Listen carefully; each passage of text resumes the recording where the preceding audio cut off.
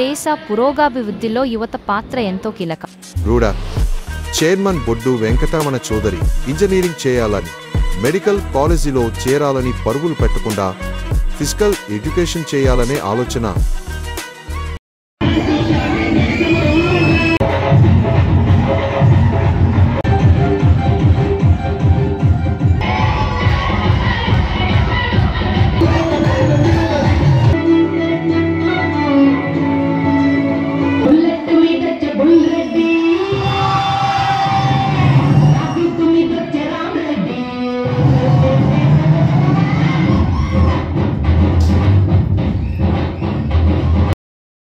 తో ముందుకు వచ్చిన ప్రతి ఒక్కరికి ప్రత్యేక అభినందనలు అని Rajamahendravaram urban development authority chairman Boddu Venkataramana Chowdary పేర్కొన్నారు.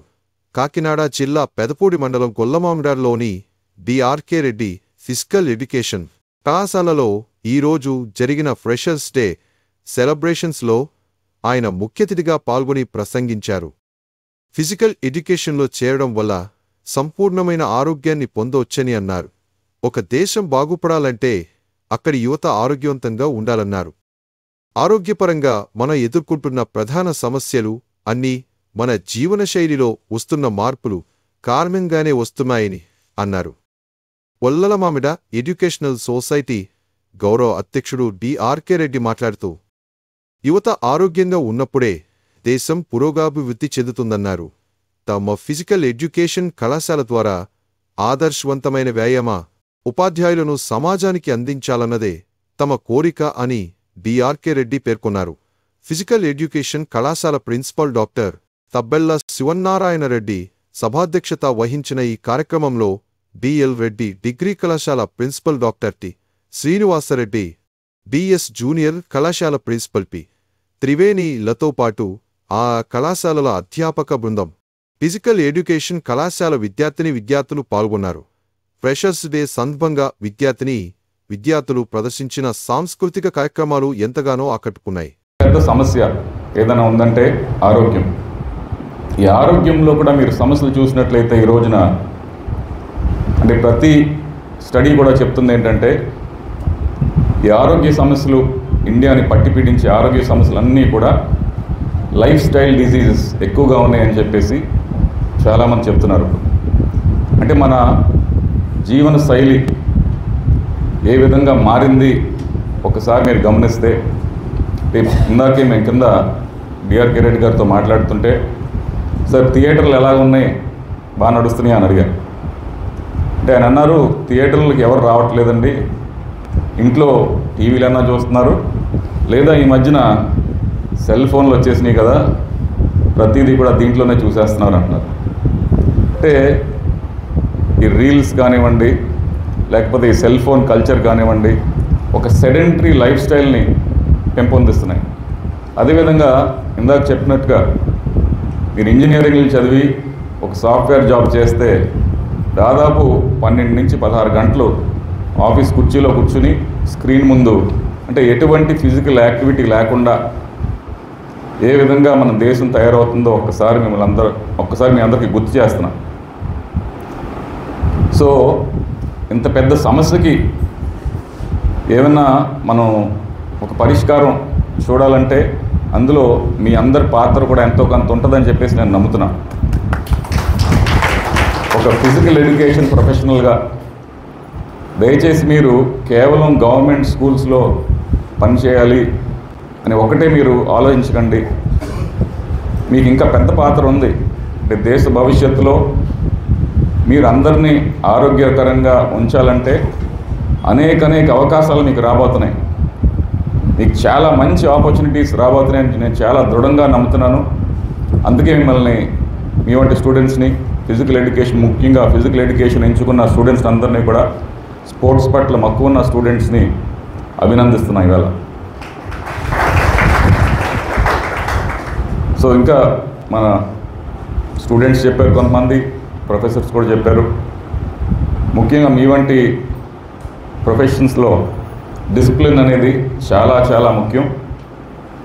సో ఒక పక్కన అది ఉంటూనే ఒక్కసారి ఇప్పటికే చాలామంది పెద్దలు చెప్పారు, మా నాన్నగారు చాలా బాగా షటిల్ అది ఆడేవారు అది అని.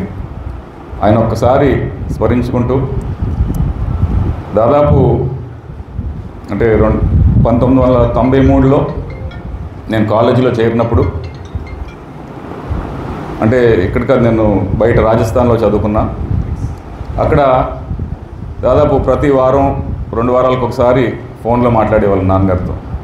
ఆయన పదే పదే ఒక విషయం నాకు చెప్పేవారండి. అరే నువ్వు ఎలాగ బాగా చదువుకుంటావు నాకు తెలుసు, కాలేజ్ లైఫ్లో పూర్తిగా ఎంజాయ్ చేయాలి, ఎంత ఎంజాయ్ చేయగలిగితే అంత ఎంజాయ్ చేయాలని ప్రతిసారి ఆయన ఫోన్ చేసినప్పుడు చెప్పేవారు నాకు. ఈ కాలేజ్ లైఫ్ అంటే 3 years ఉంటుందో 4 years ఉంటుందో పక్కన పెడితే, అటువంటి కేర్ ఫ్రీ అబాండన్ అంటే ఎటువంటి బాధ్యతలు ఇంకా మనకి తర్వాత వస్తాయి. మీకు జీవితంలో బయటకు వెళ్ళిన తర్వాత చాలా బరువు బాధ్యతలు అన్నీ వస్తాయి. కాబట్టి ఈ 3-4 ఏళ్ళు అంటే ఇప్పుడున్న స్నేహితులు, ఇప్పుడు మనం ఏర్పరచుకున్న స్నేహ బృందం ఏదైతే ఉందో మనకి జీవితాంతం మనతో పాటు ఉంటారు వాళ్ళు. సో ఫ్రెషర్స్ డే కాబట్టి మీకు ఇప్పుడే చెప్తున్నా, ఎంతమందిని వీలైతే అంతమందిని ఫ్రెండ్స్ చేసుకోండి కాలేజీలో. మీరు జీవితాంతం వీరు మీతో ఉండిపోతున్నారు. మీరు కష్టం వచ్చినా నష్టం వచ్చినా మీ కుటుంబ సభ్యులు ఉండకపోవచ్చేమో, కానీ మీ ఫ్రెండ్స్ మాత్రం ఖచ్చితంగా మీతో ఉంటారు. అటువంటి ఫ్రెండ్స్ని మీరు చేసుకోండి. చేసుకునే క్రమంలో మీకు జీవితాంతం గుర్తుండిపోయే సంఘటనలు మీరు ఈ 4-3 ఏళ్ళలో మీరు అంటే ఆ సంఘటనలు వచ్చే విధంగా మీరు అంటే మీకు కృషి చేయక్కర్లేదు, ఆటోమేటిక్గా వచ్చేస్తుంటాయి. But please enjoy these 3-4 years. మీరు వెనక్కి చూస్తే ఇప్పుడు నాకు అప్పుడప్పుడు గుర్తొస్తుంటుంది మా నాన్నగారు చెప్పిన మాటలు. చాలా కరెక్ట్గా చెప్పారనిపిస్తుంటుంది. ఎందుకంటే ఈ తర్వాత బయటకు వచ్చిన తర్వాత మనం జీవితంలో పడిన తర్వాత ఇంత ఫ్రీగా మనం ఎంజాయ్ చేసే సమయం ఉండదు. మనం ఎంజాయ్ చేద్దామన్నా మన పక్కన మన ఫ్రెండ్స్ ఉండరు, ఇటువంటి వాతావరణం ఉండదు. సో ఫ్రెషర్స్ డే సందర్భంగా డిసిప్లిన్తో పాటే పూర్తి స్థాయిలో మీరు ఎంత ఎంజాయ్ చేయగలిగితే ఎంత ఎంజాయ్ చేయమని మీ అందరికీ కూడా ఒకసారి సజెషన్ ఇస్తూ, ఇంకా ఫైనల్గా ఒక చిన్న మాట, మీరు అంటే లైఫ్లో జీవితంలో మీ వ్యక్తిత్వం అనేది చాలా ముఖ్యం. సో ఈ స్పోర్ట్స్ అనేది ముఖ్యంగా స్పోర్ట్స్ కానీ ఫిజికల్ యాక్టివిటీస్ ఏదైనా సరే కొంచెం కాంపిటేటివ్ స్పిరిట్ ఉన్న చోట మనలో ఉన్న లక్షణాలన్నీ కూడా ఆటోమేటిక్గా మనకు తెలియకుండానే బయటపడుతుంటాయి. సో ఒక గేమ్లో ఒక ప్లేయర్ ఏ విధంగా ఆడాడో మనం దాన్ని గమనిస్తే తన జీవితంలో కూడా తన యాటిట్యూడ్ కానీ తను అవలంబించే పద్ధతులు కానీ మనం పసిగట్టేయచ్చు. కాబట్టి ఇది మంచి సమయం. మీరు మంచిని అలవర్చుకునే విధంగా, ధర్మాన్ని మీలో పెంపొందించే విధంగా, అంటే ఒక స్పోర్ట్స్ మ్యాన్ స్పిరిట్ మీలో అలవర్చుకునే విధంగా మీరు మీ అంతటి మీరు మీ వ్యక్తిత్వాన్ని మార్చుకుని వీడు మంచోడ్రా లేకపోతే ఈమె మంచిదిరా అని చెప్పేసి మీరు అనిపించుకునే విధంగా మీ యాక్టివిటీస్ ఉండాలని చెప్పేసి మిమ్మల్ని అందరినీ కూడా పెద్ద స్థాయిలో చూడాలని ఆశిస్తూ సెలవు తీసుకున్నాను.